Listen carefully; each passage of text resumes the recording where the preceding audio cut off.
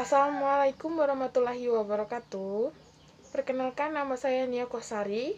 Saya mahasiswi Stikes Trimandiri Sakti Bengkulu, mahasiswa semester 2. Di sini saya akan menjelaskan sedikit tentang pengenalan obat antibiotik dan antikoagulan. Baiklah, saya akan menjelaskan definisi dari antibiotik dan antikoagulan. Antibiotik merupakan terapi pengobatan untuk infeksi bakteri karena antibiotik terbukti telah mengurangi morbiditas serta meningkatkan keselamatan pasien yang mengalami infeksi bakteri. Sedangkan antikoagulan adalah zat yang dapat memecahkan terjadinya pembekuan darah. Untuk tujuan penggunaannya, antibiotik dibedakan menjadi antibiotik terapi dan antibiotik profilaksis. Antibiotik terapi dibedakan menjadi antibiotik terapi empiris dan terapi definitif. Penggunaan antibiotik untuk terapi empiris adalah penggunaan antibiotik pada kasus infeksi yang belum diketahui jenis bakteri penyebabnya. Tujuan berupa antibiotik untuk terapi empiris adalah eradikasi untuk menghambat pertumbuhan bakteri yang diduga menjadi penyebab infeksi sebelum diperoleh hasil pemeriksaan mikrobiologi. Penggunaan antibiotik untuk terapi definitif adalah penggunaan antibiotik pada kasus infeksi yang sudah diketahui jenis bakteri penyebab dan pola resistensinya. Tujuan pemberian antibiotik definitif adalah eradikasi atau penghambat pertumbuhan bakteri yang menjadi penyebab infeksi berdasarkan hasil pemeriksaan mikrobiologi.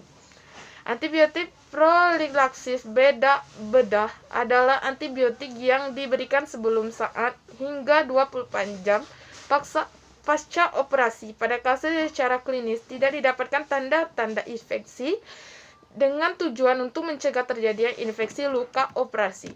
Antikoagulan digunakan untuk mencegah pembekuan darah dan dengan jalan menghambat pembentukan atau menghambat fungsi beberapa faktor pembekuan darah. Untuk jenis obat antibiotik dan antikoagulan berdasarkan mekanisme kerja antibiotik, inhibisi sintesis dinding sel.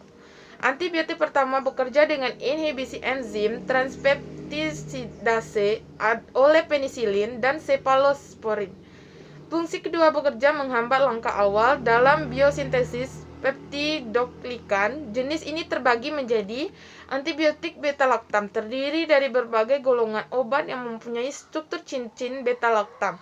Obat-obat antibiotik beta-laktam umumnya bersifat bakterisid dan sebagian besar efektif terhadap organisme gram positif dan negatif.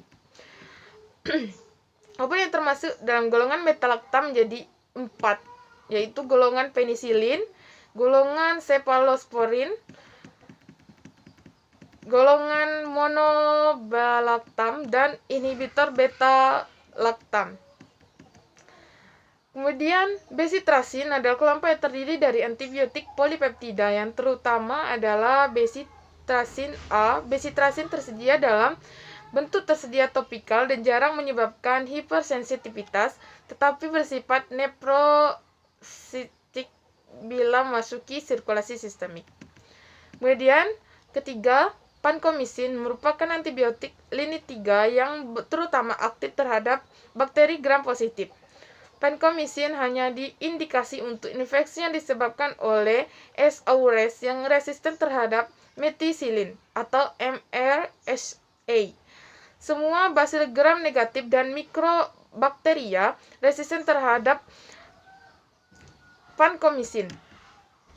Vankomisin diberikan secara intravena dengan waktu paru sekitar 6 jam. Efek samping adalah reaksi hipersensitivitas, demam, flu, dan hipotensi serta gangguan pendengaran dan nefrotoksisitas pada dosis tinggi. Selanjutnya yaitu inhibisi sintesis protein yang terbagi menjadi 4. Amonoglikosida, teraksiklin, clomarapinol, dan makrolida.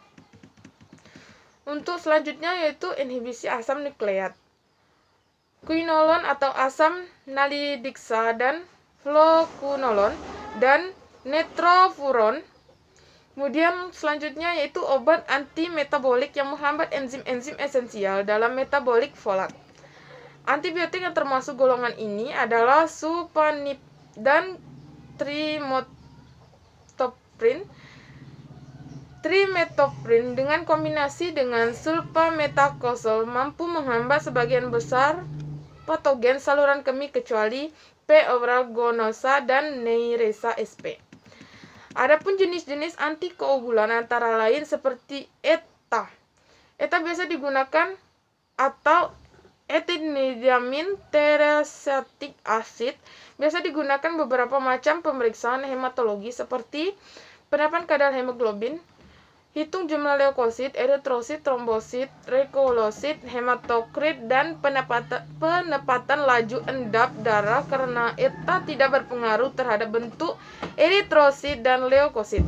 Sehingga ETA adalah antikoagulan yang baik untuk digunakan untuk pemeriksaan hematologi untuk mencegah penggumbalan trombosit. Sehingga antikoagulan ETA sangat baik untuk hitung jumlah trombosit. Pemakaian ETA dalam jumlah yang berlebihan perlu dihindari. Apabila ETA dipakai lebih dari 2 mg per mili, maka nilai hematokrit menjadi lebih rendah dari nilai sebenarnya. Kemudian heparin merupakan antikoagulan yang jarang digunakan untuk pemeriksaan hematologi dengan harga yang relatif mahal, tetapi menjadi antikoagulan pilihan karena tidak mengubah komposisi darah.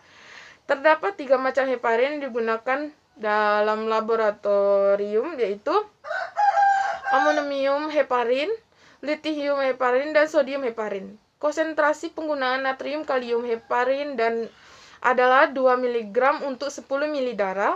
Pencampuran dilakukan dengan cara membolak-balikan sebanyak 6 kali heparin. Tidak dianjurkan pemeriksaan hapusan darah tepi karena menyebabkan latar belakang berwarna gelap. Kemudian natrium sitrat yang digunakan dalam bentuk larutan memiliki konsentrasi 3,2% dan 3,8%. Natrium sitrat menghambat koagulasi dengan cara mengendap ion kalsium, sehingga menjadi bentuk yang tidak aktif. Spesimen yang didapat harus segera dilakukan pencampuran dengan antikoagulan natrium sitrat untuk mencegah terjadinya koagulasi dan bekuan darah dalam spesimen yang akan memberikan hasil invalid terhadap pemeriksaan. Kemudian antikoagulan oksalat tersedia dalam bentuk natrium oksalat, Na2, C2 dan O4, kalium oksalat dan amonium oksalat. Oksalat bekerja sebagai antikoagulan dengan cara mengikat ion kalsium, umumnya bersifat toksik dan berbahaya. Kemudian ada warfarin, merupakan golongan obat yang bekerja tidak langsung dengan hambatan vitamin K, sehingga akan mengganggu pembentukan faktor koagulasi 2, 6, dan 7. 7 dan 8. Obat yang termasuk dalam golongan ini adalah warfarin, komarin. Warfarin umumnya diberikan mengikuti heparin. Pemberian heparin dimulai 24 jam setelah heparin dengan dosis 5-10 mg per orang. Kemudian dosis disesuaikan dengan nilai INR. Setelah INR, kemudian untuk dosis disesuaikan dengan nilai INR. Setelah INR tercapai 2-3 selama 2 hari berturut-turut, biasanya memerlukan 4-5 hari. Heparin dapat dihentikan. Pemberian warfarin diteruskan mengikuti protokol yang digunakan. Untuk indikasi penggunaan obat antibiotik dan antikoagulan, penggunaan obat antibiotik secara prinsip pemilihan antimikroba yang tepat harus mempertimbangkan aktivitas mikrobiologik dan farmakodinamik masing-masing terhadap pola sensitivitas kuman setempat. Dosis efektif antimikroba merupakan fungsi dari kadar hambatan minimal, kemampuan pertahanan tubuh individu, dan profil farmakokinetika dan antimikroba. Prinsip penggunaan antibiotik bijak. Penggunaan antibiotik bijak yaitu penggunaan antibiotik dengan spektrum sempit pada indikasi yang ketat dan dosis yang adekuat. Interval dan lama pemberian yang tepat. Kebijakan penggunaan antibiotik ditandai dengan pembatasan penggunaan antibiotik yang menggunakan penggunaan antibiotik lini pertama.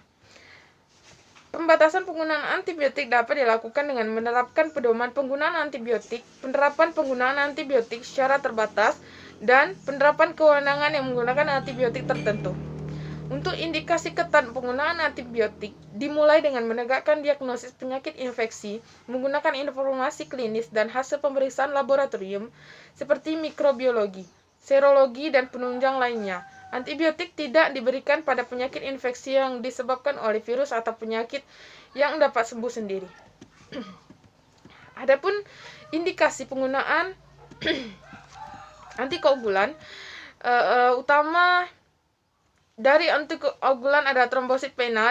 Selain itu juga digunakan pada pasien emboli